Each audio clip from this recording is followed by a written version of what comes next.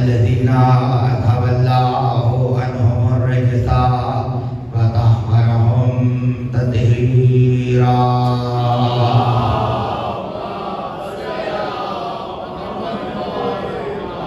ولعنة الله على أعدائهم وآثر حقوقهم ومنكر فضائلهم أجمعين. أما بعد فقد قال الله سبحانه وتعالى في محكم كتابه الحكيم وقوله الحق. بسم الله الرحمن الرحيم. والشمس تجري لمستقر لها ذلك تقدير العزيز الحكيم. صلوات.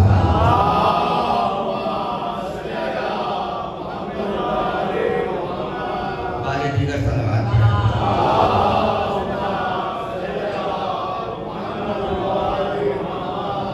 آج مجلس اعزا دو مومنین کے بلندی درجات کے لیے، ایک ایسا نوجوان کہ جس نے پوری زندگی آل محمد کی سیرت پر اور مودت کے راستے پر بسر کی،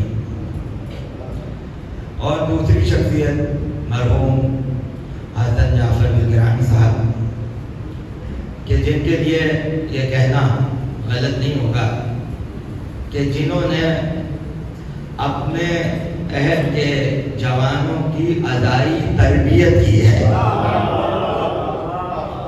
ادائی تربیت کی ہے. اور ہم نے جب سے انہیں دیکھا بچپن سے، تو یا تو مجلسیں کرتے ہوئے دیکھا، یا محافل کرتے ہوئے دیکھا، یا جشن کرتے ہوئے دیکھا. مختصر یوں کہوں گا کہ گھر سے باہر آتے تھے تو صرف کام آل محمد کے کام کے لیے آتے تھے، اور دنوں رات یہی مجلسیں، محافل، جشن، اس کو مرتب کرنا، خطبہ کا انتظام کرنا، انجمنوں سلام پڑھنے والوں کو دعوتیں دینا، پوری زندگی مرحوم کی اسی میں گزر گئی. اور یقیناً میں ہمیشہ یہی جملہ کہتا ہوں کہ مرنے کے بعد حسین کے تعارف سے بہتر کوئی تعارف نہیں ہوتا.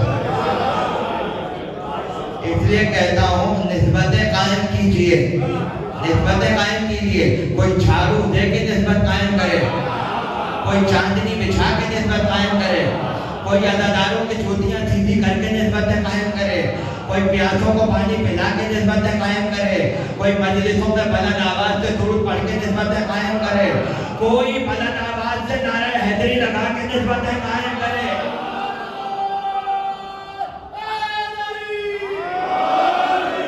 حسین کے دربار میں عزتیں تقسیم ہو رہی ہیں. اب یہ سمیٹنے والے کا ضرب ہے کون سی عزت حاصل کر لے. اس لیے کہ اگر کوئی مر جائے اور کوئی کہے کہ مرنے والا بہت اچھا انجینئر تھا، کوئی کہے مرنے والا اپنے عہد کا گورنر تھا، کوئی کہے مرنے والا بہت بڑا دولت مند تھا، تو نسبتیں تو سب کے ساتھ جڑی ہوئی ہیں مگر نسبتیں محدود ہیں. اگر دولت ختم ہو گئی تو پھر تعارف نہیں ہے، اگر تعلیمی ادارے ختم ہو گئے تو استادوں کا کوئی تعارف نہیں ہے، اگر ہسپتالوں میں مریض ختم ہو گئے تو ڈاکٹروں کا کوئی تعارف نہیں ہے، اگر حکومتیں ختم ہو جائے تو نہ گورنر کی حیثیت ہے اور نہ صدر کی حیثیت ہے. لیکن ہمیں پتا ہے حسین قیامت تک زندہ رہیں گے. جو حسینیت سے جڑے گا وہ قیامت تک باقی.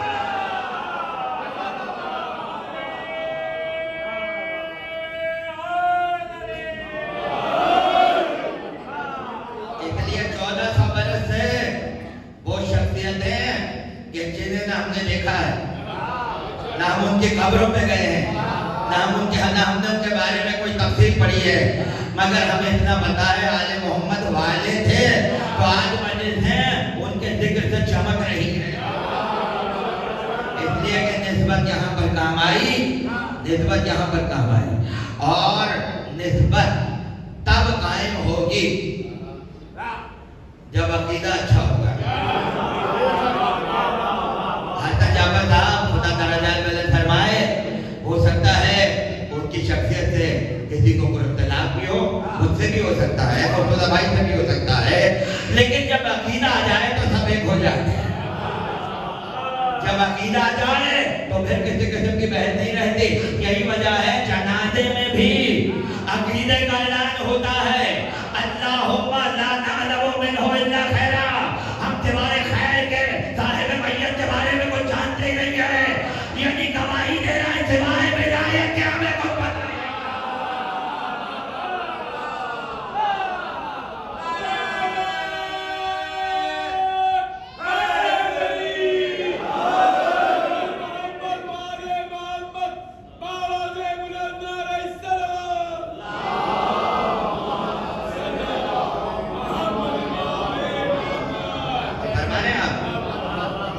عقیدے کی حیثیت آپ کی زندگی میں بالکل ایسی ہے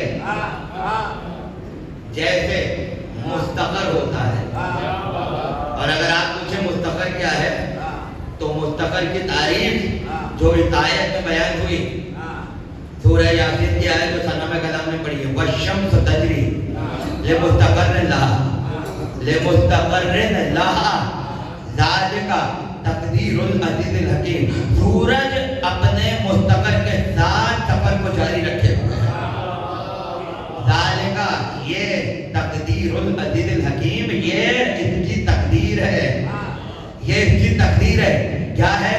مستقر کے ساتھ ہے، مستقر کے ساتھ ہے، جہاں عقیدہ ہو وہاں تقدیریں سمجھ جاتی ہیں، جہاں عقیدہ ڈگمگا جائے وہاں مقدر بھی ٹوٹ جاتا ہے، جہاں مرکز خراب ہو جائے وہاں پوری زندگی برباد ہو جاتی ہے۔ اس لیے کہتے ہیں کہ جہاں پرکار کی نوک رکھتے ہیں اسے مستقر کہا جاتا ہے۔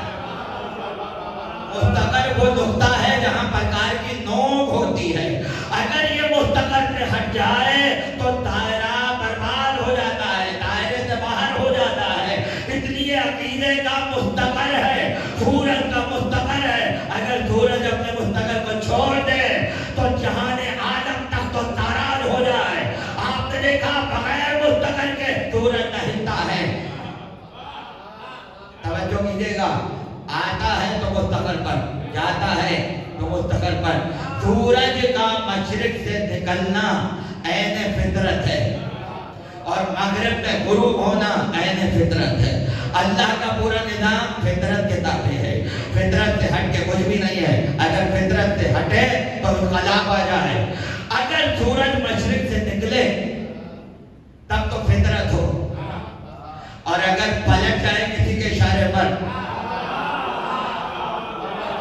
تو فطرت سے ہٹے گا نہیں، ان کا پلٹنا بھی فطرت پر ہے، اس کا نکلنا بھی فطرت پر ہے۔ آپ کہیں گے دو باتیں ایک ساتھ ٹھیک کیسے ہو سکتی ہیں؟ یا تو مغرب میں ڈوبنا فطرت ہو یا مشرق سے نکلنا فطرت ہو۔ اگر پلٹے تو فطرت پر کیسے ہو سکتا ہے؟ اس کو تو فطرت سے ہٹ جانا چاہیے، نہیں ہوگا، فطرت سے نہیں ہٹے گا۔ اس لیے کہ ہم اور آپ اشارہ کریں تو سورج نہیں ہٹے گا۔ جس کی اطاعت سورج کی فطرت میں ہے، اور نہیں فرما رہے، جس کی اطاعت سورج کی فطرت میں شامل ہے، اس کے اشارے سے اگر ہٹ جائے تو نکلنا بھی فطرت پر ہے، پلٹنا بھی فطرت۔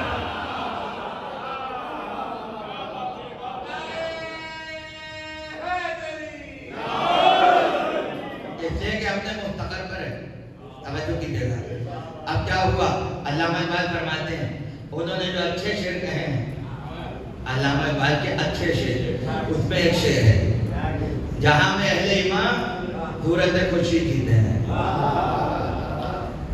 مومن کی زندگی بھی سورج کی طرح ہے، سورج پہ کوئی غلبہ نہیں پا سکتا۔ توجہ کیجیے گا، معصوم فرماتے ہیں اگر مومن کامل ہو تو منافقوں کی بد میں اگر تنہا بھی ہو، اس وقت تو وہ منافق کہہ رہے تھے، آج میں لفظ بدل سکتا ہوں، مقصروں کی بد میں بھی تنہا ہو، کوئی غلبہ نہیں پا سکتا۔ اس لیے کہ مومن سورج کی طرح ہے، ادھر ڈوبے ادھر نکلے، ادھر ڈوبے ادھر نکلے، سورج ڈوبتا بھی ہے ابھرتا بھی ہے، مومن ڈوبتا بھی ہے ابھرتا بھی ہے۔ مومن کی زندگی میں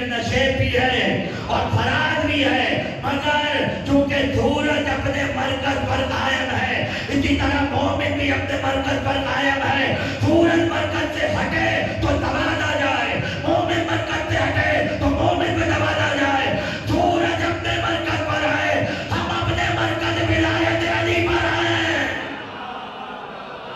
منافقوں میں رہے تب بھی مرکز پر ہے, اپنوں میں رہے تب بھی مرکز پر ہے. پہلا بات پڑھیں بنا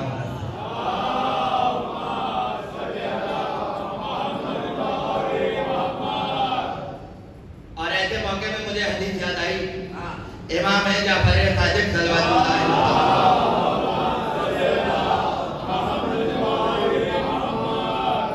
میں کہتا ہوں پوچھنے والے کا ہم پر احسان ہے. یہ سوال اس نے پوچھا ہے 1400 سال پہلے. کہنے لگا کہ فرزند رسول اگر حجت خدا پردے میں ہو ہم کیسے استفادہ کریں؟ سوال تو ذہن میں ہے, جو سامنے ہی نہیں ہے تو فائدہ کیسے اٹھائیں گے؟ امام نے کہا ایسے ہی جیسے بادل میں سورج سے فائدہ اٹھایا, جیسے بادل میں رہتے ہوئے سورج سے فائدہ اٹھایا جاتا. یعنی سورج کا بادل میں جانا سورج پہ کوئی اثر نہیں ڈالتا. استفادہ کرنے والے بادل میں چھپے ہوئے سورج سے بھی استفادہ کر لیتے ہیں. اور جو پہلے ہی عقل کے اندھے ہوں انہیں دن میں تارے تو نظر آ جاتے ہیں مگر سورج سے استفادہ کرنے کا طریقہ نہیں آتا. اب اگر کوئی غیبت میں حجت خدا ہو مگر استفادہ کرنے کی صلاحیت ہو تو ویسے ہی کام لے گا امام سے جیسے بادل میں چھپے ہوئے سورج سے لیا جاتا ہے. یعنی امام نے سمجھایا ہے مثال دے کر کہ سورج کو سمجھ لو امامت سمجھ میں آ جائے گی. صاحبان بہن تشریف فرما, سورج سمجھو امامت سمجھ میں آ جائے گی. سورج سے ویسے استفادہ کرو جیسے امامت سے ہوتا ہے. توجہ کیجیے گا, پہلا استفادہ تو یہی ہے کہ اوقات نماز سورج طے کرتا ہے اور نہیں فرما رہا ہے. فجر ہوگی تو سورج پر, مغرب ہوگی تو سورج پر, ظہر اثر ہوگی تو سورج پر. سورج کے بغیر نماز نہیں ہے. یہی تو ہم کہہ رہے ہیں عقیدہ ولایت کے بغیر نماز ہے.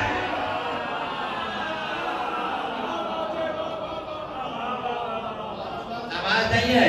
اچھا بھائی میں اب اعلان کر رہا ہوں, کوئی عمل کرے گا نہیں لیکن میں چیلنج کر رہا ہوں بھائی, میں 2 کروڑ روپے دوں گا. کتنے؟ 2 کروڑ روپے. 15 منٹ تک سورج دیکھتے رہیے. نہیں سمجھ رہے ہاں؟ مرتضی بھائی کہیں گے سورج سے آنکھ ملانا کسی کی حیثیت نہیں ہے. سورج سے آنکھ نہ سورج کو چراغ دکھایا جاتا ہے نہ سورج سے آنکھ ملائی جاتی ہے. اب اگر کوئی ڈٹ جائے کہ نہیں ہم تو مقابلہ کریں گے اور سورج سے آنکھیں ملائیں گے تو پھر یاد رکھو سورج کو دیکھو, نظر ہٹاؤ گے تو بینائی سلامت نہیں رہے گی. یہی وجہ ہے جنہوں نے علی کو چھوڑا کوئی اندھا ہو گیا, کوئی بہرا ہو گیا.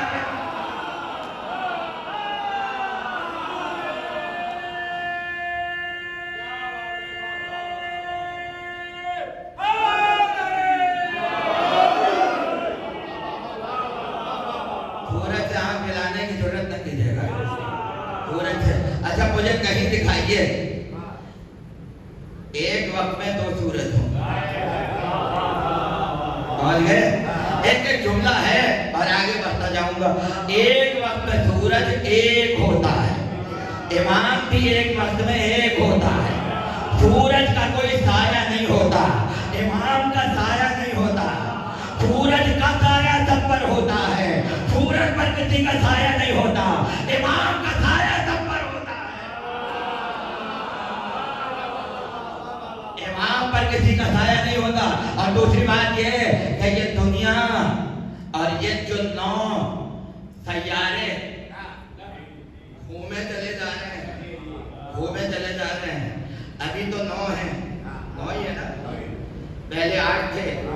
کچھ سالوں پہلے نوا دریافت ہوا ہے, وہ اس سے پہلے پتہ نہیں تھا. کورس کی پوری کتابیں بدل دی گئی، ایک پڑھاؤ، اس لیے کہ ایک پہلے غیبت میں تھا، اب مل گیا ہے۔ انگریز بڑے ہوشیار ہیں، یہ ناسا والے جو تحقیق کر رہے ہیں 16 ستمبر، اگر کھویا ہوا مل جائے تو مان لیتے ہیں ایک کا اضافہ کر لو، ایک کو بڑھا لو، ابھی تو 9 ہوئے ہیں، 1400 برس پہلے معصوم بتا چکے ہیں سیاروں کی تعداد 12 ہے، جتنے 12 سمجھ میں آئیں گے 12 سیارے بھی سمجھ میں آئیں گے۔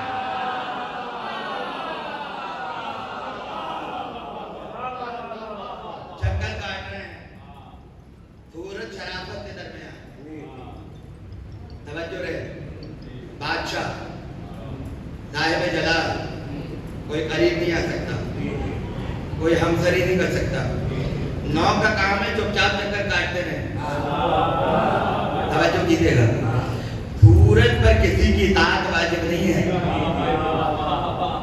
سیاروں پر اطاعت واجب ہے۔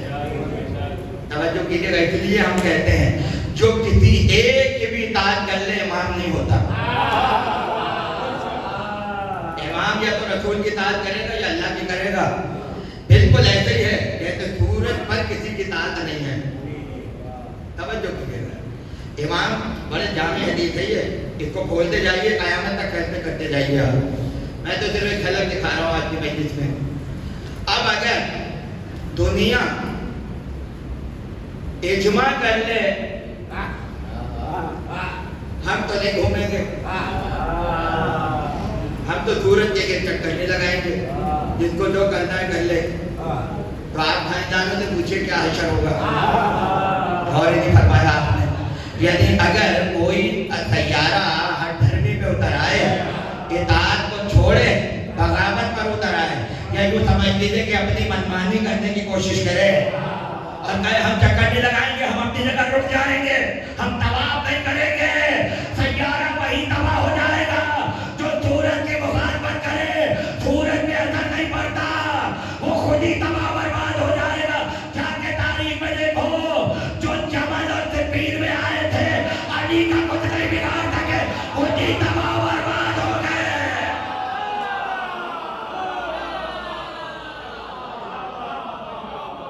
سورج سے ٹکر لینے والا خود نقصان اٹھائے گا، سورج سے کوئی فرق نہیں پڑے گا۔ اس لیے امام کو کوئی پرواہ نہیں ہے، امام کو کوئی پرواہ نہیں ہے۔ دیکھیے یہ بلب کے ٹیوب لائٹیں چل رہی ہیں،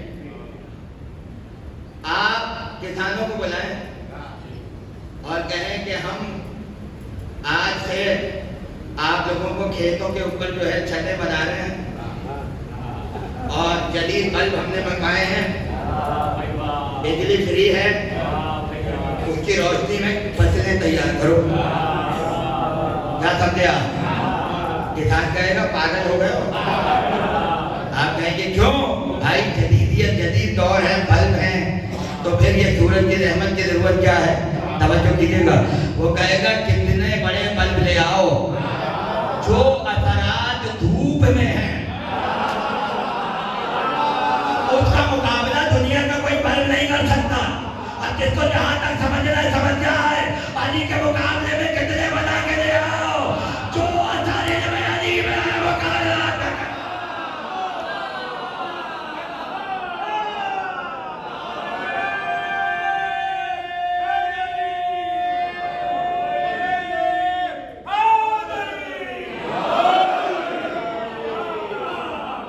اچھا چلیے، اتنا تو فیصلہ ہو گیا نا یہاں پر کہ اگر سورج نہ ہو تو گندم نہ ہو، سورج نہ ہو تو چاول نہ ہو، سورج نہ ہو تو باجرہ نہ ہو، سورج نہ ہو تو کھانے کے لیے رزق نہ ہو۔ یہ سورج تمہیں رازق سمجھ میں آ رہا ہے، امام رازق سمجھ میں نہیں آ رہا۔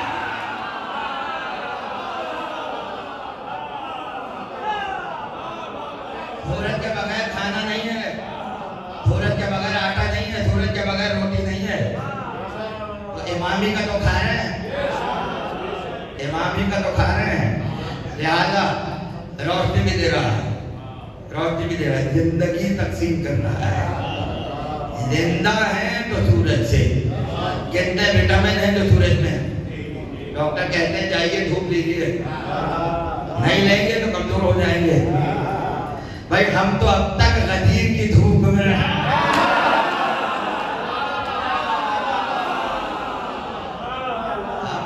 غدیر کی دھوپ میں چکر لگا رہے ہیں. اب دیکھیے ایک بات, اب بچے چونکہ ہیں تو یہ میری بات جلدی پہنچ جائیں گے کیونکہ یہ پڑھ رہے ہیں آج کل, ان کے ذہن میں تازہ ہے. اور جو ماشاءاللہ بڑے ہو گئے ہیں انہیں تو سارے پلانٹ کے نام دیا ہو گیا, بچوں کو یاد ہے. دیکھیں بھائی 9 ہے اور جو جتنا دور ہے کونے میں اتنا ٹھنڈا ہے. کیوں ہے؟ روشنی نہیں پہنچ رہی, کم پہنچ رہی ہے. کم پہنچنے کی وجہ سے سردی وہاں زیادہ ہے. پھر اگلا سیارہ تھوڑی زیادہ گرمی پہنچے گی سورج کی, سردی کم ہوگی. پھر آگے بھیا جی جتنے سورج سے قریب ہوں گے حرارت میں اضافہ ہوگا, حرارت میں اضافہ. اور جتنے دور ہوں گے اتنی زیادہ حرارت کم ہوگی, اور جب حرارت کم ہوگی تو سردی زیادہ ہوگی, اور جب سردی زیادہ ہوگی تو آبادی کم ہوگی.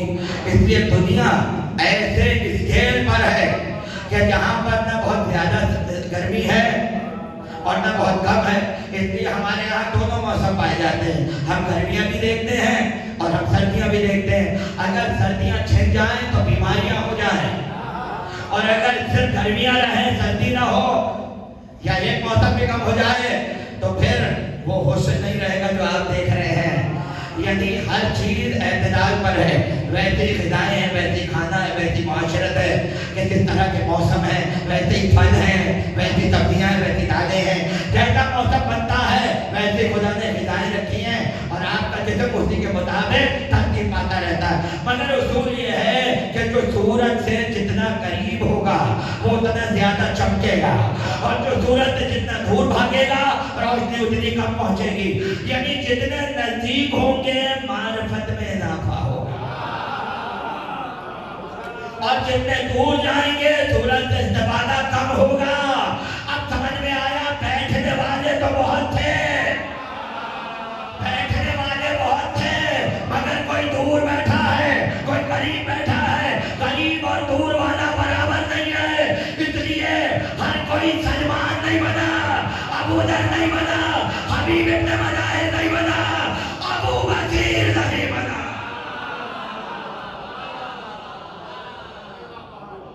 جو جتنا نزدیک رہے گا اتنا استفادہ, اور جتنا دور رہے گا اتنا گمنامی میں, اتنا گمنامی میں.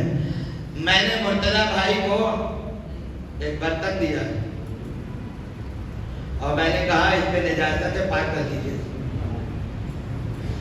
مرتضی بھائی نے کہا یہ پانی سے نہیں ہوگی,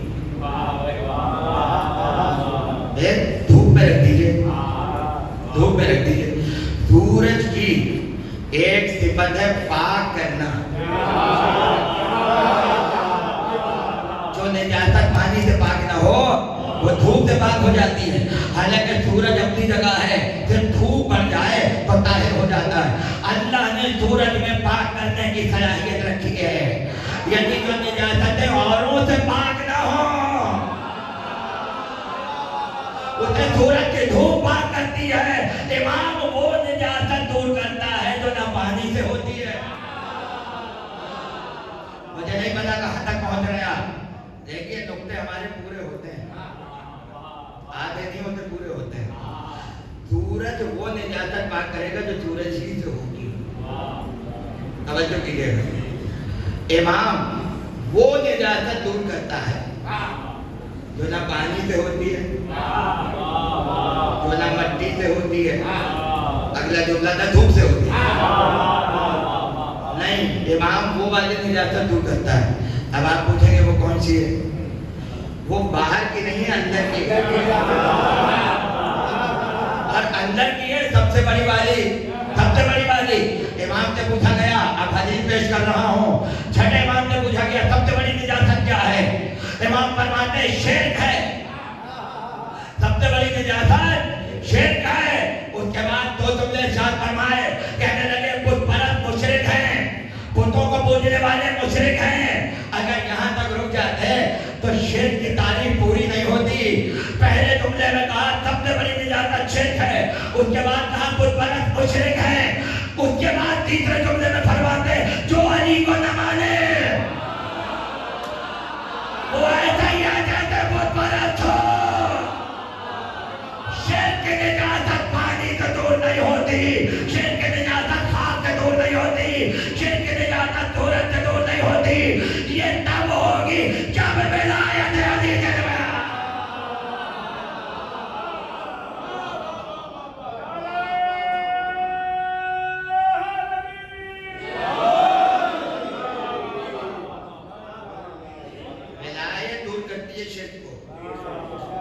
اس لیے کہتے ہیں کہ اعلان ولایت کرنا آپ کو شرک کی سرحدوں سے باہر لے آتا ہے. شرک کی سرحدیں چھٹ جاتی ہیں, ختم ہو جاتی ہیں جب اعلان ولایت ہوتا ہے. معصوم ہے 14, نام کتنے ہیں؟ 7 نام. 4 علی, 4 محمد, 2 حسن, 1 حسین. 14 میں بھی 1. جب 14 میں دوسرا حسین نہیں ہے تو حسین زمانہ کہاں سے پیدا ہوا؟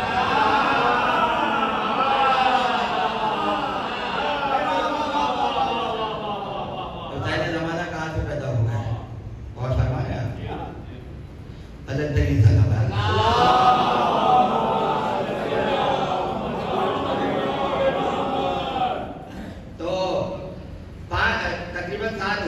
اللہ محمد علی فاطمہ حسن حسین, محمد علی فاطمہ حسن حسین, جعفر اور موسیٰ 7 ہو گئے. 7 میں جلوہ 14 کا ہے, جلوہ 7 میں 14 کا ہے. یہ پہلے تو 14 ہو جائے, سیکنڈ تو 7 ہو جائے, ریپیٹڈ نام اگر نکل جائے تو 7 ہو جاتے ہیں. سورج کی روشنی کو توڑیے تو 7 رنگ نکلتے ہیں.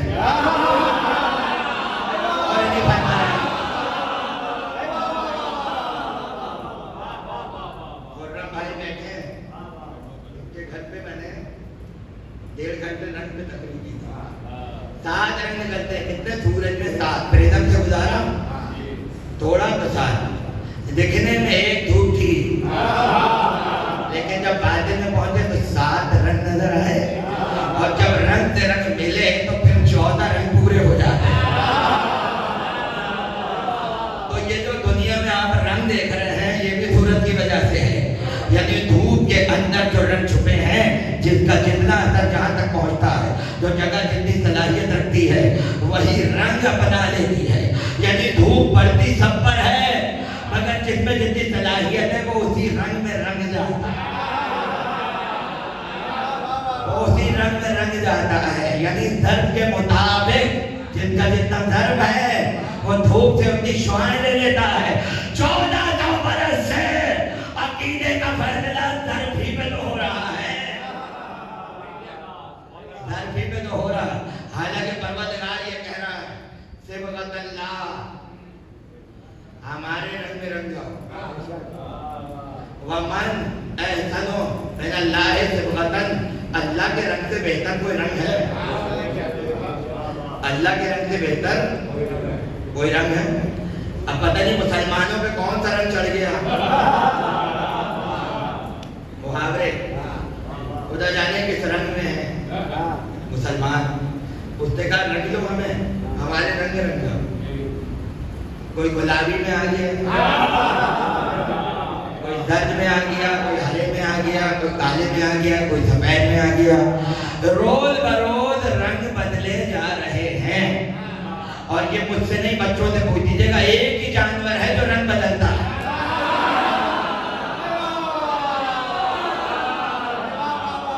رنگ بدلے چلے جا رہے ہیں. امام سے کسی نے پوچھا, تفسیر صافی ملا پہلے کا شانی, کہ اللہ یہ کہہ رہا ہے ہمارے رنگ میں رنگ جاؤ, خدا کی مراد کیا ہے؟ امام فرماتے ہیں اللہ یہ کہنا چاہتا ہے کہ روز الست, روز الست اللہ نے مومنوں کو علی کی ولایت کے رنگ میں رنگ دیا ہے.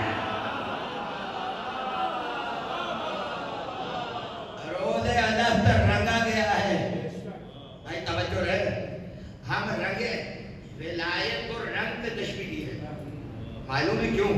اس لیے کہ رنگریز کو جا کے دیکھیں, کپڑا لے کر رنگ میں ڈالے, پھر چیک کرے گا کہاں تک پہنچا, کوئی جگہ خالی تو نہیں رکھے.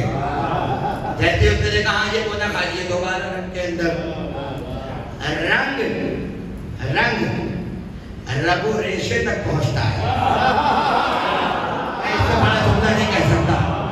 رنگ رگ و ریشے تک پہنچتا ہے. ولایت کو رنگ سے اس لیے تشبیہ دی کہ ولایت پر ایسے ایمان رکھو رگ و ریشے میں ولایت کی خوشبو ہو, رگ و ریشے میں ولایت کا اثر پہنچے, ایسا اثر ہو تار میں پہنچو تو بھی رنگ نہ بدلے, حجاج کے دربار میں جاؤ تو بھی رنگ نہ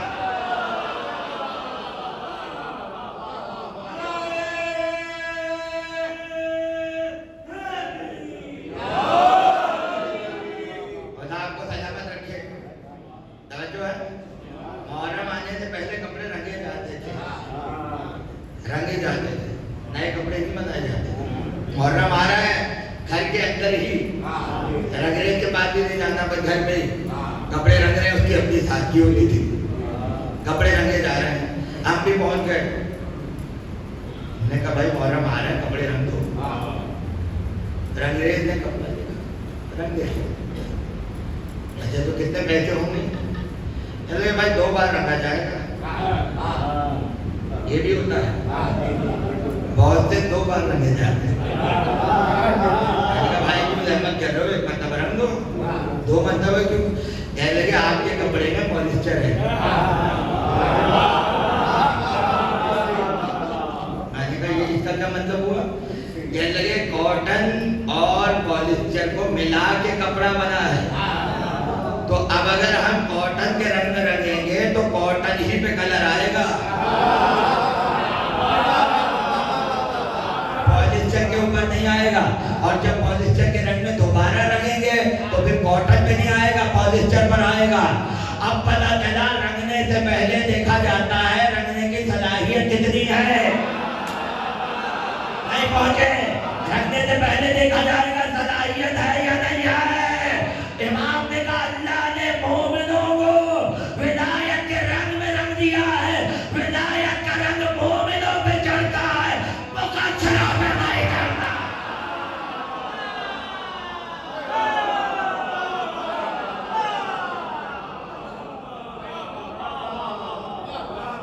رنگنے کی صلاحیت تو ہو.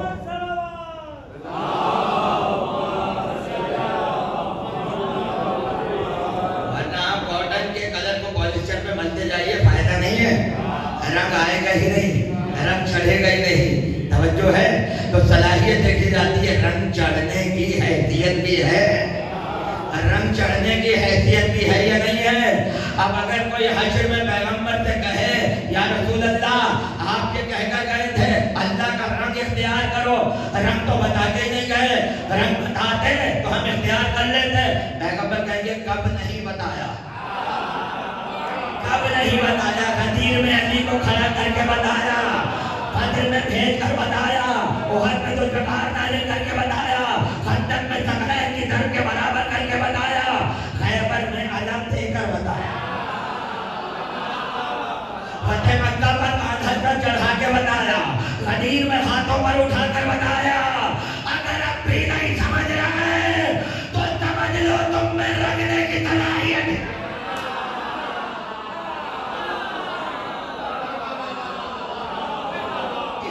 کیا بتائیں, اس سے زیادہ کیا بتائیں. بار بار تو بتا رہے تھے اللہ کا رنگ کون ہے, اللہ کا رنگ کون ہے.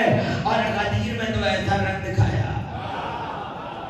دیکھیے محاوروں سے کام لے رہا ہوں, محاورے کام آئیں گے یہاں پر, اور میں آپ کے چہروں کے رنگ دیکھ رہا ہوں, میں دانت کا رنگ دیکھ رہا ہوں. کوئی تھا غصے میں آئے, کہنے لگے عجیب رنگ ہے آج تو. کرپشن شروع ہوا, لوگوں نے کہا آج تو سیاست کا رنگ ہی اور ہے. میں نے کوئی شعر سنایا, کہنے لگے کس کا ہے, کہ میں نے کہا غالب کا. کہتے ہیں غالب کا تو نہیں ہے, پھر رنگ نہیں ہے غالب کا. رنگ شاعری کا بھی ہوتا ہے, رنگ سیاست کا بھی ہوتا ہے, رنگ مزاج کا بھی ہوتا ہے. आजादारी का भी रंग होता है, खोखानी का भी रंग होता है, नौखानी का भी रंग होता है। तवज्जो कर रहे हैं। पैगंबर ने, भाई लुत्फ लीजिएगा मुहावरों का, पैगंबर ने गदीर में विलायत का ऐसा रंग दिखाया, किसी का रंग चढ़ रहा था, किसी का उतर रहा था, किसी का फीका पड़ रहा था, किसी का दर्द हो रहा था, किसी का सुर्ख हो रहा।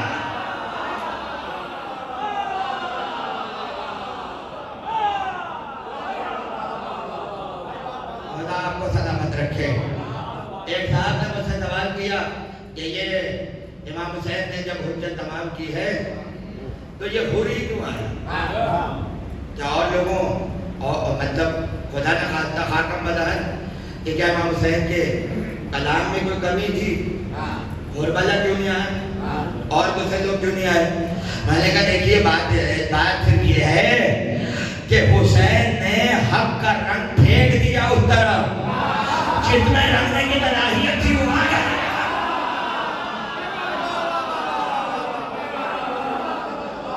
हर किसी से उम्मीद क्यों लगाए, हर किसी से उम्मीद क्यों लगाए?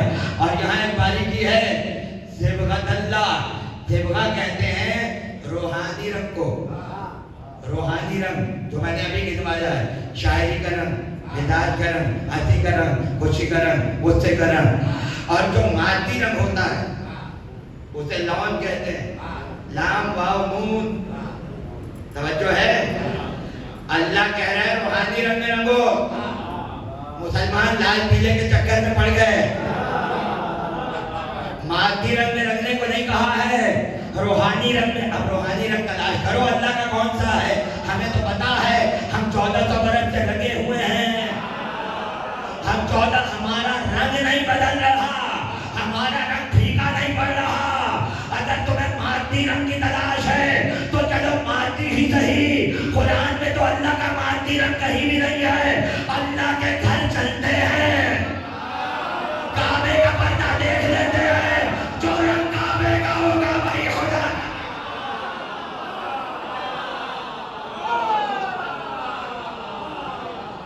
खुदा का शुक्र है हम तो मादी में भी रंगे हुए हैं, हम तो रूहानी में भी रंगे हुए हैं, हम मादी में भी रंगे हुए हैं, आखिरी जुमला, और रूहानी में भी रंगे। और अगर बहुत ज्यादा रंगने का शौक हो तो तरीका एक ही है, कभी कमा मारते हैं, कभी तंजीर मारते हैं, हुसैनी रंग में रंग जाए।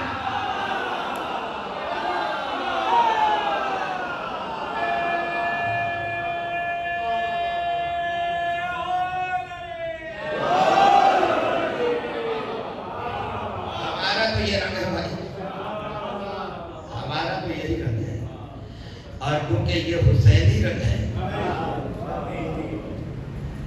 तो कायनात इस रंग में रंग जाती है, चाहे आसमान से खून बरसे, चाहे सूरज सुर्ख हो जाए। इस बात का ऐलान है, हम भी हुसैन हैं, हम भी हुसैन के रंग में रंग गए। अगर कयामत उस दिन हुई कि जब 11 मुहर्रम को काफिला मख्तल से गुजारा गया, एक बहन ने भाई का पामाल लाशा देखा, भाई का लाशा देख के बहन बर्दाश्त न कर सकी, उस वक्त अपने सर को ऊंट के कोहान पे मारा। इस तरह से मारा, रावी कहता मैंने खून बहता हुआ देखा, मैंने खून बहता हुआ देखा, अपने आप को नाके से गिराया, रोती हुई भाई के लाशें भराई और गिरा दिया लाशे के ऊपर। और उसके बाद मर्सिया पड़ा, सल्ला अलैका मलिकुस समा जिस्मुन सरा बिल अरा मुक़द्दमुल आदा। या रसूल अल्लाह, आप देख रहे हैं, अरे जिसके नाना का जनाजा मलाइका ने पढ़ा हो, उसके नवासे का लाशा किस हाल में पड़ा हुआ है, उसके नवासे का लाशा किस हाल में पड़ा हुआ है। काफिला रवाना हुआ, रवाना होते होते एक मर्तबा कूफे के बाजार में पहुंचा, कूफे के बाजार में पहुंचा। बाजार में पहुंचना था, किसी का सर कूफे के दारुल इमारा के दरवाजे पे नजर आया। دروازے پر نظر آیا. ایک مرتبہ جب سر کو دیکھا تو علی کی بیٹی نے سر کو پہچانا اور سکینہ سے کہا سکینہ چچا کو سلام کرو, چچا کو سلام کرو. اور رو کر پوچھتی ہیں پھوپھی اماں کس کا سر ہے؟ کہ نہیں پہچانا, چچا مسلم کا سر ہے, چچا مسلم کا سر ہے. قافلہ آگے بڑھ رہا ہے, حسین کا سر نوکے نیزہ پر ہے, آنکھیں بند ہیں, مگر جب مسلم کا سر آیا حسین کی آنکھیں کھلی. ایک مرتبہ سر وہاں رک گیا جہاں مسلم کا سر لٹکا ہوا تھا. مقتل کے جملے ہیں حسین کے رخسار سے مسلم کے رخسار مل گئے, آنکھوں سے آنسو جاری ہوئے, گویا بتانا چاہتے تھے مسلم حسین آیا ہے ملنے کے لیے.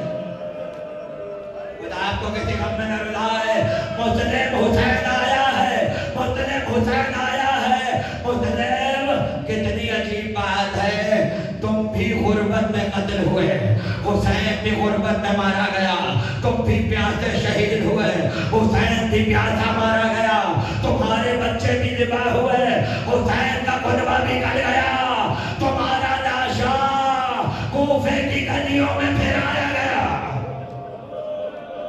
ہم گھوڑوں کی ٹاپوں سے پامال ہوئے, مگر مسلم ایک فرق ہے, اور فرق یہ ہے کہ تم نے زینب کو سربراہنا نہیں دیکھا, تم نے پھوپھیوں بہنوں کا کھلا سر نہیں دیکھا. دیکھو حسین کس کے ساتھ آیا ہے. شیبر نے تازیانہ اٹھایا, سید سجاد کی طرف بڑھا اور پڑھ کے کہتا ہے ارے حسین سے کہو آگے جائے ورنہ ہم بچوں کو تازیانہ ماریں گے. حسین کا سر آگے بڑھ گیا. جب قافلہ قریب پہنچا زوجہ مسلم نے والی کا سر دیکھا. خدا کو کسی غم میں نہ رلائے, دو جملے مصائب کے, مجھے مصائب پڑھنے نہیں تھے لیکن خدا جانے میری زبان پہ مسلم کا ذکر آ گیا تو پھر یہ دو جملے سن لیجیے.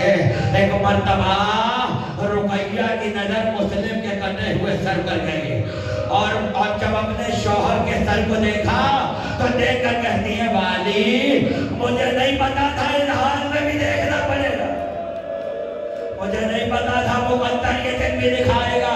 اب اتنا سنو, دو بچے میرے ساتھ رہ گئے تھے, دو بچوں کو تم کوفے لے گئے تھے. عاشور کے دن جب شہادتوں کی باری آئی تو میں نے اپنے بچے قربان کیے اور یہ سوچ رہی تھی ان بچوں کو قربان کر دو, دو بچے تو سلامت ہیں, دو بچے تو زندہ ہیں, اگر کبھی کوفے جانا ہوگا تو اپنے بچوں کو تلاش کروں گی. اے میرے والی میں کوفے آ گئی ہوں, اب بتاؤ میرے شہزادے کہاں ہے؟ کٹے ہوئے گلے سے آواز آئی ارے کہاں کے شہزادے؟ مسیب میں نہر فرات کے کنارے سروں کو کاٹا گیا, لاشیں دریا میں بہہ گئی.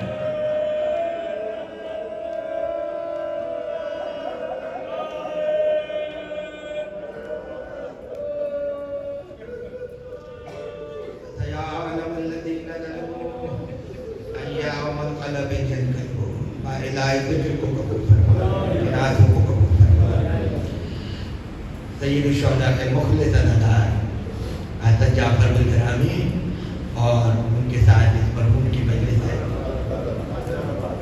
ان کے درجات کو بلند فرما, اب کو ولایت علی کے چراغ میں روشن فرما, حجت آخر کے نور میں تعظیم فرما. ایک مرتبہ سورہ الحمد, 3 مرتبہ سورہ اخلاص تمام مومنین کے لیے